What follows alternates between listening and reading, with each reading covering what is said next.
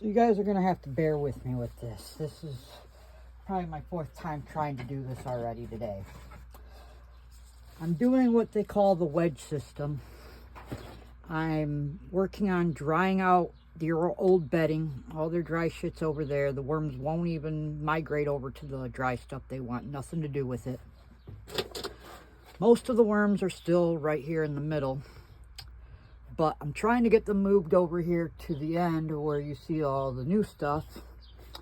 I have some brood. I feed them frozen vegetables and fruit. There's only certain things you got to watch out for. I do not feed them peppers. I do not feed them onions. I do not feed them any kind of like lemon, oranges, citrus. Totally out of the question. A lot of melon, cucumber, celery, stuff like that. The easier it is, the softer it is, the easier it is for them to process. I grind up eggshell into almost a powder. They get a good chunk of that. I'll feed these guys right here real quick.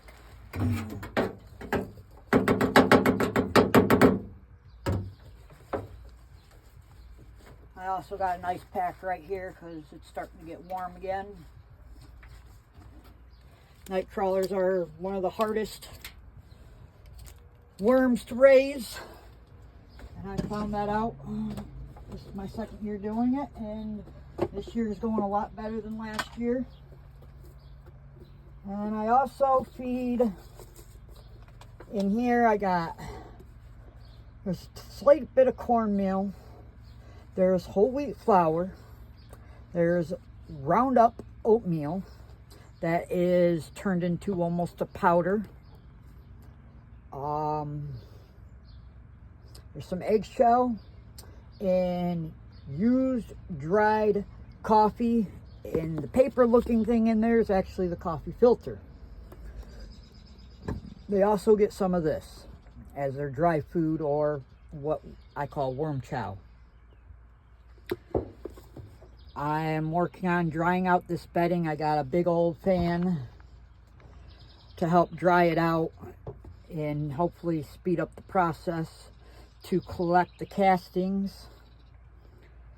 But this is how I raise and do my night crawlers that I sell. And so far this year, it seems like it's working. I got 2,500 night crawlers actually in here right now, and there should have quite a bit more bedding, but because I'm working on trying to get them new bedding, it's going to take some time. Show you guys these crawlers real quick,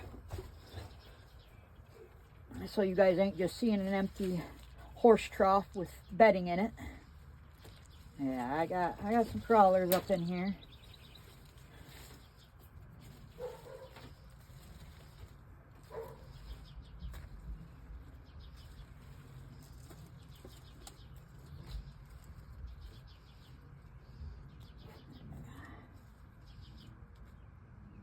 Some of their old melon.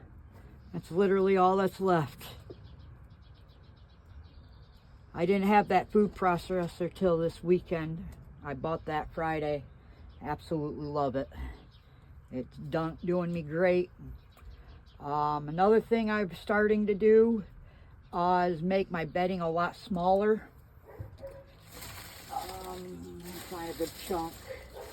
Even though they go through it, this stuff just, it's not suitable. It gets wet. It stays wet too long. Don't dry out very good.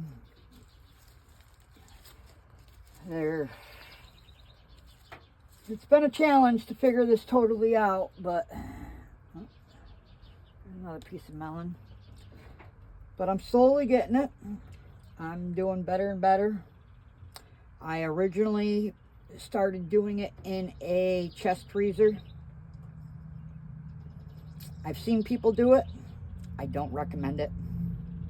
Don't recommend it at all, actually. I've lost probably close to, I don't know, 800, 900 worms in the chest freezer. Down at the bottom, it gets really wet, and even with no drain in it, they end up basically drowning. They don't really drown since they need water to breathe, but in another way, it is drowning. It's hard to explain. But this is how I do my worm bed. I'm hoping to have the hot tub here soon, and I'm hoping to be able to show you how I'm going to turn the hot tub into a enormous nightcrawler worm bin. And fingers crossed that it goes good. I think it will. I think I got it broke down into a perfect plan at how I'm going to do it, with getting holes into it for them to breathe and everything else, but we won't know until they come.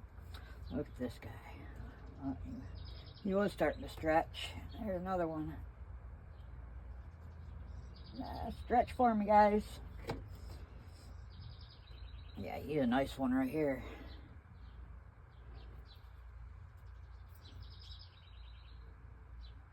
Oh, stretch out, buddy. Oh, stretch out. Oh, yeah, look at that night crawler.